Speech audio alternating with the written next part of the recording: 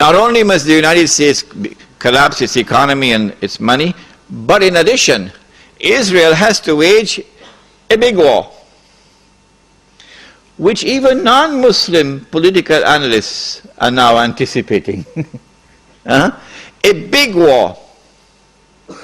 Even Jews now within Israel, I'm getting emails, even Jews within Israel, Jewish academics who are up in opposition to the Sharon government, they are now understanding that there is something big about to happen. And they're warning the world about it. Of course, it's too late now. Israel has to wage this big war, which is already planned long ago. And the territory of the state of Israel will dramatically expand.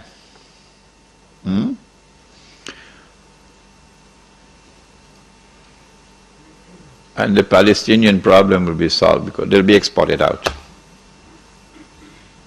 That is the massive human rights crime that the Israeli academics are now anticipating and warning the world about. But in addition, in order for Israel to become the ruling state in the world, not only must she take control of all of this territory, she must also control the oil of the Middle East. Saudi oil, Iraqi oil, Kuwaiti oil, Gulf oil. But I don't see Israel taking Iranian oil. No. And you'd want to ask me why. Yes, you'd want to ask me why. In the question and answer session, not now. I don't see Israel touching the Iranian oil.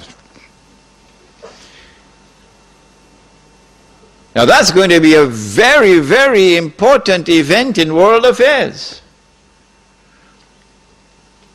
If Israel takes control of this oil, Israel will have her hands on the throat of the world.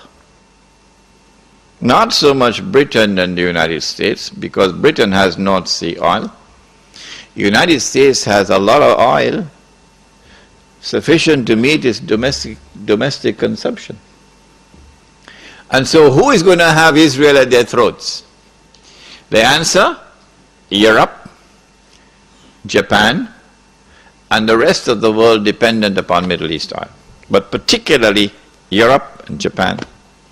Which is why at this moment you will notice a lot of strange noises coming out of Europe in hostility to the United States.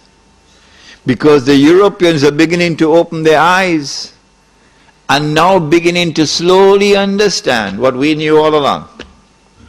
Yes. This is why the German minister made a statement concerning Mr. Bush and acting in a way like Hitler acted. It's not by accident. But Israel has a PhD in deception, because it's Dajjal at the back of this, the mastermind.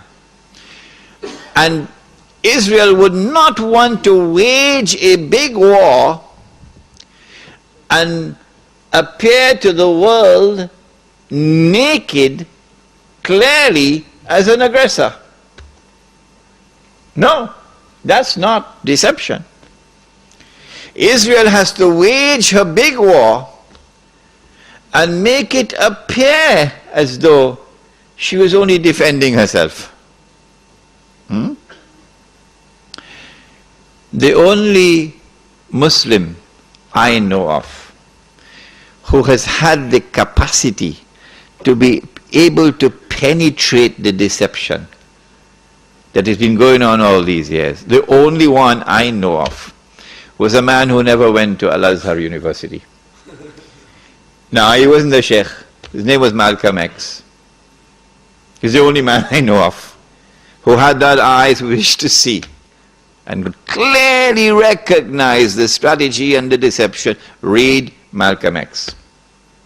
How is Israel going to launch this big war and yet get away from being perceived by the whole of humanity as the aggressor, blatant aggression? You have to come with a good strategy. The strategy is this. Ariel Sharon goes into Masjid al-Aqsa with 1,000 Israeli military with him, with their shoes on,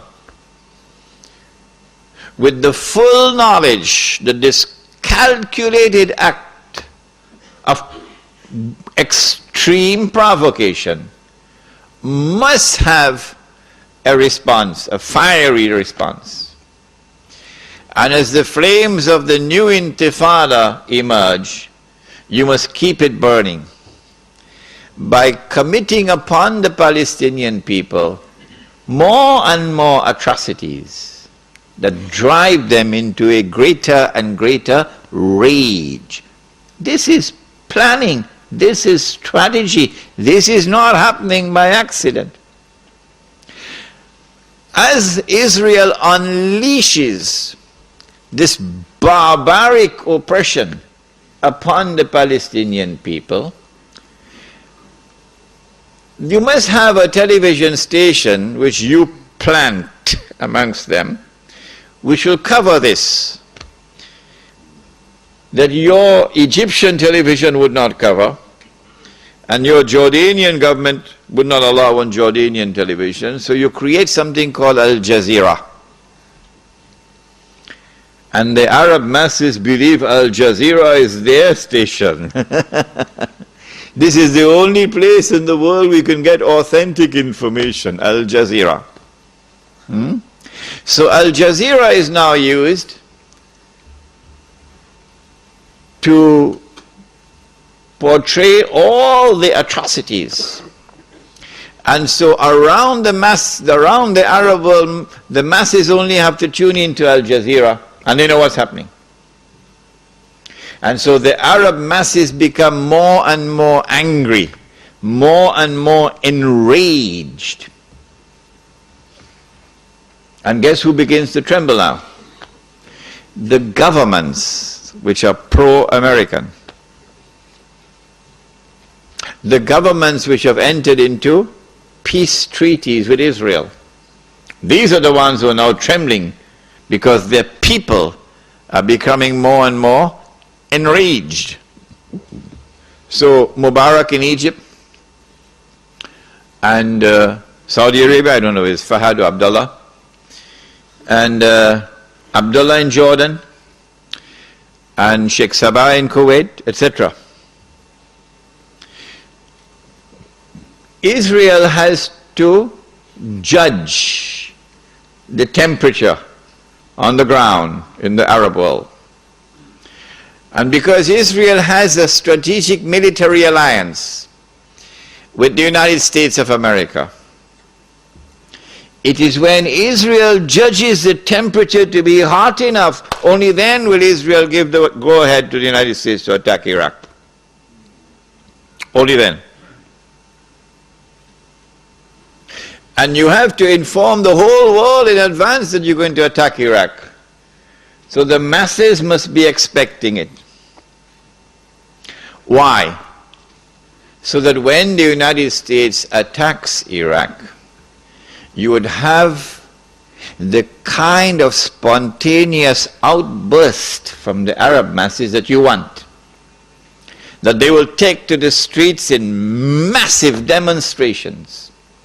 The kind which brought down Zulfikar Ali Bhutto in Pakistan. The kind which brought down His Imperial Majesty, the King of Kings. Which one? Shahin Shah, the King of Kings. They tested this formula. They tested this formula because they were actively involved in all that drama in Iran. Oh yes. Without in any way being uncharitable